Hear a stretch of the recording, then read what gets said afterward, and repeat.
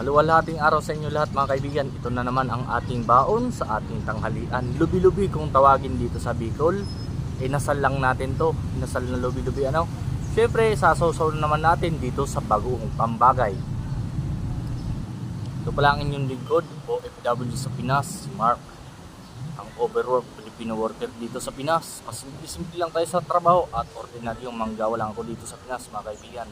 Kaya 456 lang ang sahod ko kada araw. Kaya ito, inuugali ko magtipid. Bawi na lang tayo sa kain mga kaibigan.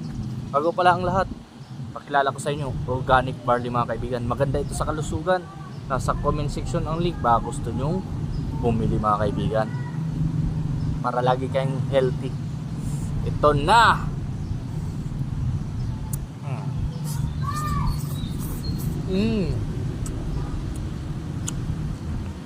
The best, yummy talaga mga kaibigan ang lubi-lubi, no? Ligaw na gulay ito mga kaibigan, ano? Tubo-tubo ito sa mga kagubatan, sa mga damuhan, no? Mababa lang na ano to, na kahoy. Kumakahoy siya pero mababa lang. At masarap siya mga kaibigan. Madalas na luto nito dito sa Bicol, gata. Pero ako inaasal ko ito mga kaibigan, the best, no? At sausaw mo lang sa bago.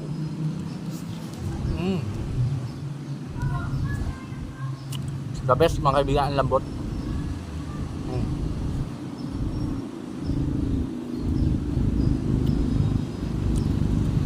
I-try nyo ito mga kaibigan.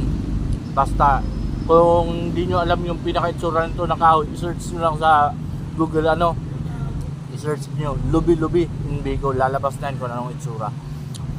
Kasi ito din yung makita ang pinaka-itsura niya talaga, oh. Ito yung tangkay niya, no.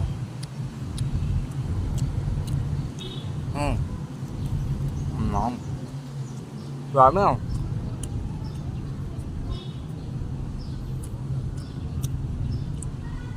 Kung mapapansin nyo, kumakain tayo dito sa ano, sa plaza tayo mga kaibigan. Wala na akong yaya, bakit ko ikakayan na nagtitipid ako at nagbabaon. Ganun naman talaga sa Pilipinas eh. Kailangan natin mag-discarte kung paano tayo makatipid para hindi tayo higaos lagi sa pera, no? Pagkasyahin lang lagi natin ang ating perang kinikita sa trabaho, lalo na yung walang mga trabaho dyan, dapat sila ang mas triply magtipid. Kasi ako nga may trabaho, lagi pa rin ako nagtitipid eh. Dami na.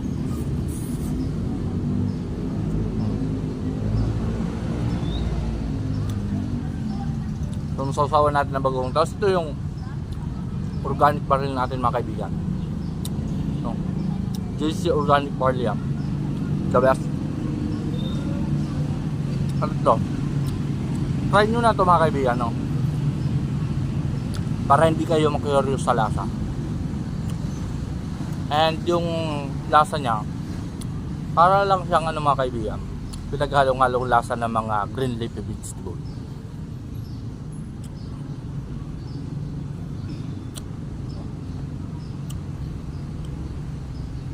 Smoky yung lasa niya mga kaibigan dahil inasal nga natin. Tanggalan natin.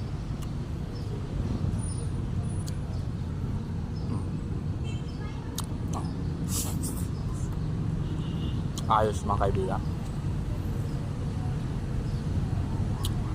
Tipid na naman tayo kasi libre lang ito sa paligid mga kaibigan. Nakuha lang ito sa ano, tabi-tabi.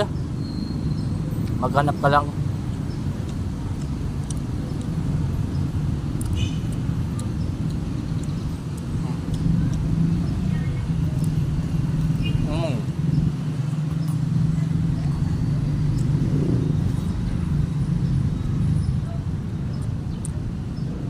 Tapos yung bagong natin mga kaibigan, galing to ng Pangasinan, no? Kaya masarap to. Kompleto, may pambagay, may ano tayo, inumin na healthy, no? Ano natin, inavoid natin yung mga supplements na, baka ma-diabetes tayo yan.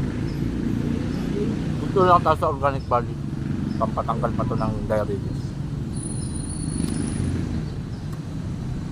At sa muli mga kaibigan, ito ang inyong lingkod OFW sa Pinas, si Mark. Lagi ako nagpapaalala, Lag lang tayo magtitipid dito sa Pinas para hindi tayo nababaon sa utang. At ang inyong lingkod ay isang uragon. Basta uragon, malupiton. And that's all. Mabuhay!